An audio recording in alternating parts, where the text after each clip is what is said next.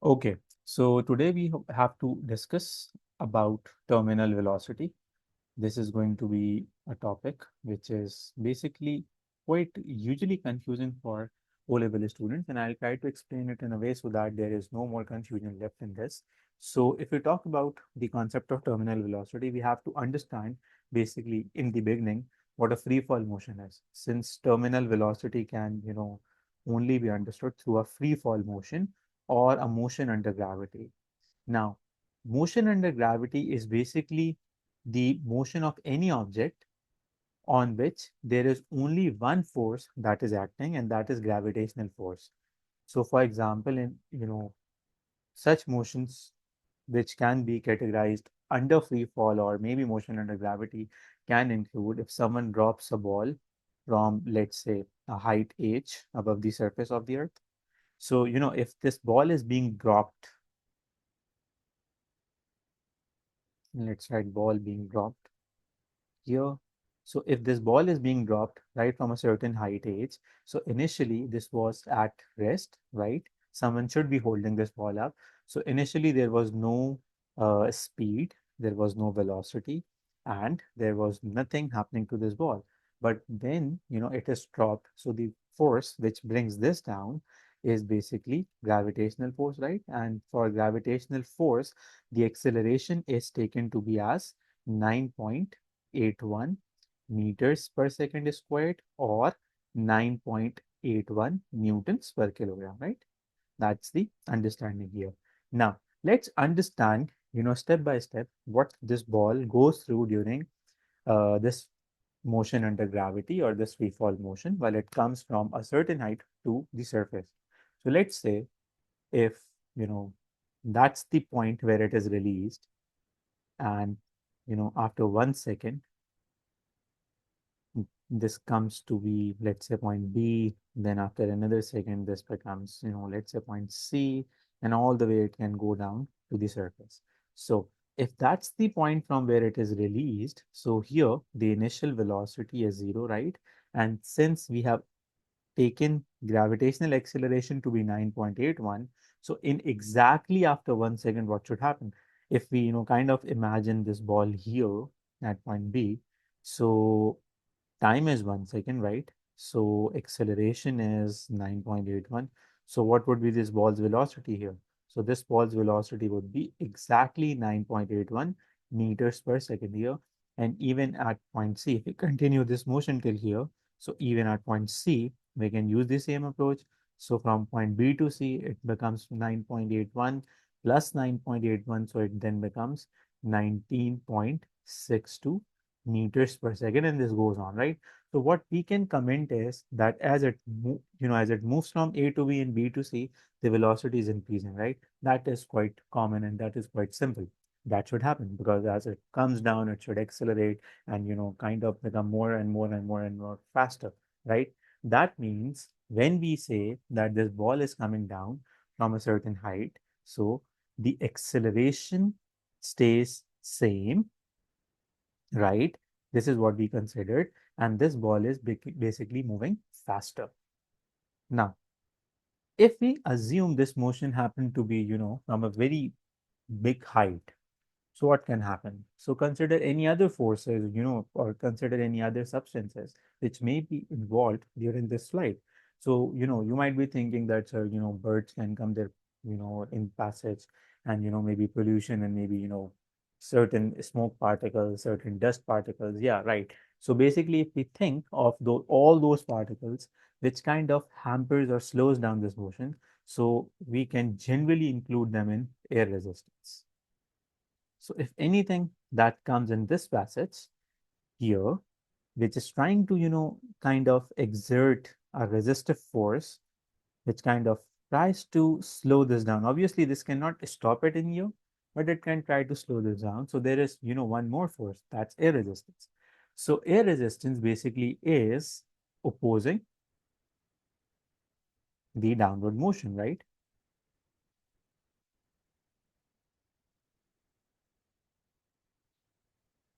So what happens if, we take air resistance into account? Originally, here We never take air resistance, or we never considered air resistance as part of our motion or discussion. We only considered that there is only one force, that's the gravitational force, and it comes down. So when this was the case, what was happening? The speed of the free fall, or the speed of the object, was increasing with a constant 9.81 factor. For every 1 second, it should increase, right? That means if we say, for example, you know, let's say the weight of this ball was, let's say 20 Newton here, right? And maybe, you know, it was at rest here and it comes down here. So there is, an increase in speed, and then there is some air resistance that happens, that comes to, play. So let's say, after 1 second, the magnitude of air resistance is 1 Newton. So now what happens here is that as this ball, becomes more and more faster, what should happen? See, air resistance basically is going to increase. Now, why is that so? To understand this, just consider, you are, sitting in a car, and, you're moving in a specific direction, and air starts to move, you know, against the motion of the car. So would that car, continue with the same engine force? Answer is no, because if, air speed or air resistance increases too much, then we have to put up more acceleration. The engine has to do more work, and we have to consume more fuel in order to, keep moving in the same direction, because there is something that is trying to stop us, right? Similarly, here, this air resistance is now trying to stop this down. So I started up with a very modest value, let's say 1 Newton, but as it gains more and more speed, what happens? This air resistance increases. Now, why is this increasing? Why? Because that's a reaction force, right? And the reaction force here is increasing because the actual action is increasing.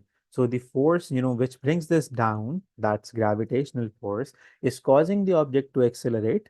So that's one of the actions. And then there is a reaction, that's the air resistance, right? So air resistance tries to slow this down. So when you increase up the speed, what happens?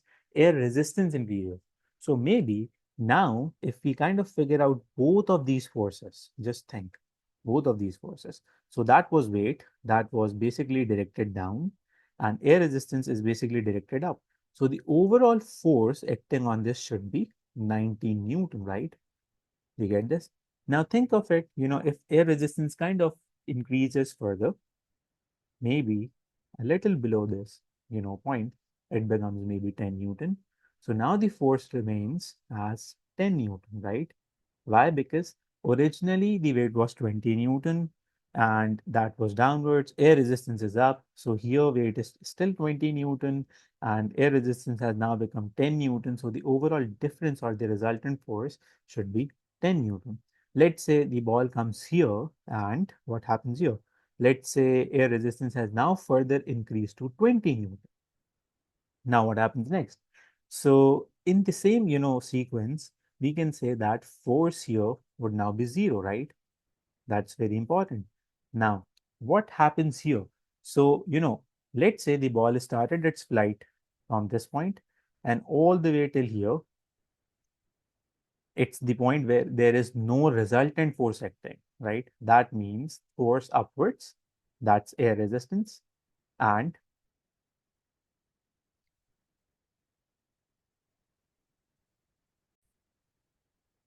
so here, basically, the resultant force is now zero, right? Now, what happens if we understand the acceleration trend that was initially taken to be 9.81, right, from the very beginning, because that was the gravitational force. And if we apply some, basic understanding, or some Newton's laws, so what we can get to understand is that from this point where it was released initially, the acceleration was 9.81, right? So that was due to, there was some resultant force available. That was the reason there was some acceleration. So if there was no resultant force at that point, there couldn't be any acceleration. Why? Because one of the Newton's laws, it states that resultant force basically generates an acceleration in any of the object. Right now, since we are not dealing with Newton's law, so the only thing we can use from Newton's law is the equation. So that F resembles means resultant force, M means mass of the object, A means acceleration being experienced by the mass. If we say, at this point, since there was acceleration, that means there was some resultant force, right? And since resultant force has been decreasing throughout because of air resistance now being increasing, so maybe here resultant force has slightly decreased, here it almost become half, and here it becomes zero.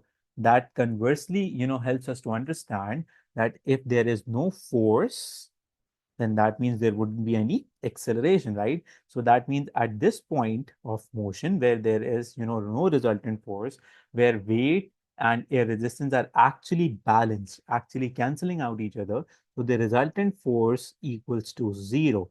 That means if we, make acceleration the subject of this equation, what do we end up with?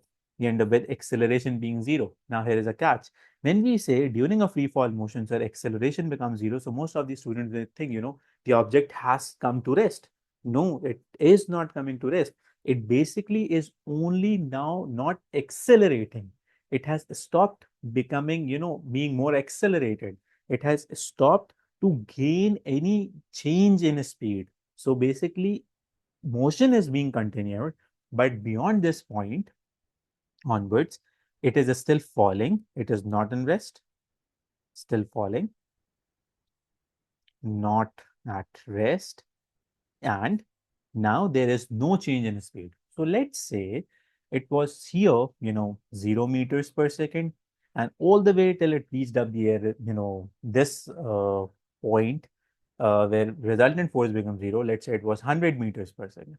So now, since there is no acceleration, so it will be 100 meters per second, 100 meters per second till it strikes the surface of the earth, right?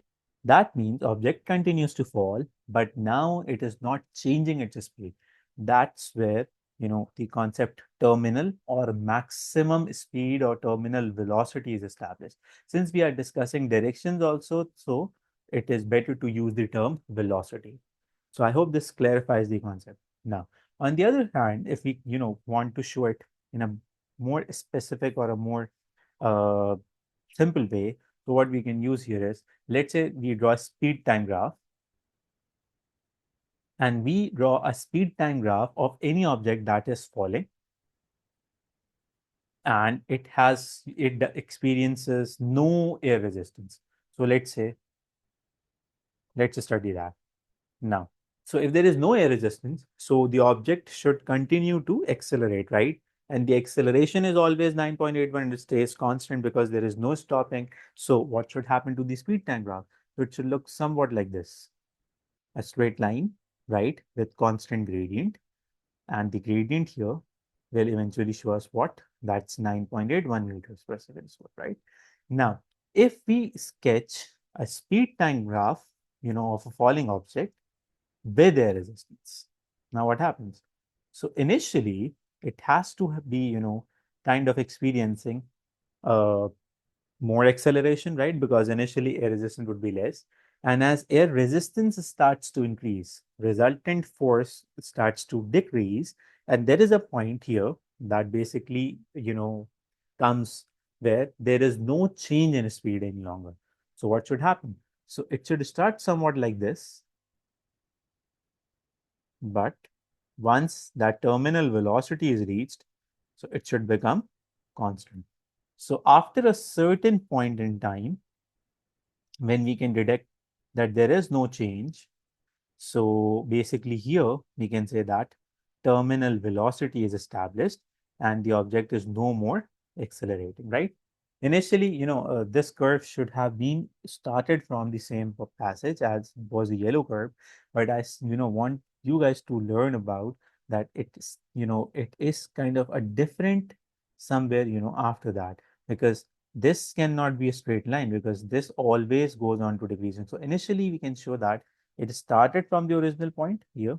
Let me show you that. And then we can decrease the gradient. So a very small part can, be like this. And then it is kind of going parallel. It should look parallel. I suppose it is looking parallel. So that's what the terminal velocity is. Now, if we consider two objects that are falling on through the surface of the Earth without any air resistance. So regardless of the size, shape, mass they have, they're going to fall exactly at the same time. So we did this thing in previous classes, that let's say if there is a pen and there is a stone that is being dropped in a situation where there is no air resistance. So, regardless of the size of the pen, regardless of the mass of the pen, regardless of the shape of the pen, and regardless of the size of the shape or anything of the stone, they will eventually reach the surface exactly at the same point. But once we have, maybe a case of paratrooper, he's making a dive, and maybe there is, a man who makes a dive without a parachute. So what would happen? So we know, the one who's going to dive without a parachute is eventually going to get himself hurt, right? But whoever dives with a parachute basically gets to land safely. Now, that's one of the most important things we can use for the concept of terminal velocity. So if you want to go skydiving, if you want to perform that heroism act, what should be considered? Height where you make that dive is very important. So for example, if I plan to do that skydiving thing, and I live in an apartment within a building and I decide to jump off my balcony, so regardless of the parachute I'm having, I'm going to just mess everything up. Why? Because the distance or the height from the ground to my, apartment is not that much high where, air resistance gets the enough time to balance out my weight. So regardless if I use, that uh, parachute or no, I'm going to hurt myself badly. Yeah, it would be slightly less damaging than, the process where I don't have any parachute, but it would hurt me a lot. But if I want to make a dive at a certain height, for example, I'm, diving off an airplane, maybe. So that is a sufficient height. So, when motion, starts there, there is sufficient time before we hit the ground that air resistance balances us in midair somewhere, and that's the moment where we can basically launch that parachute, and then we have increased that surface area, and then what happens is the speed becomes very much almost zero and all. So if we sketch the motion of that paratrooper, so initially he makes that fall, surface area increases, terminal velocity is established, and then terminal velocity is established, and it should be the same passage here, and then it opens up the parachute. What happens? So parachute basically decreases its speed, and then it continues to move with a very, very less speed. So he's safe if he lands with maybe this much speed, right? So I hope this clarifies the basic understanding of the concept of terminal velocity.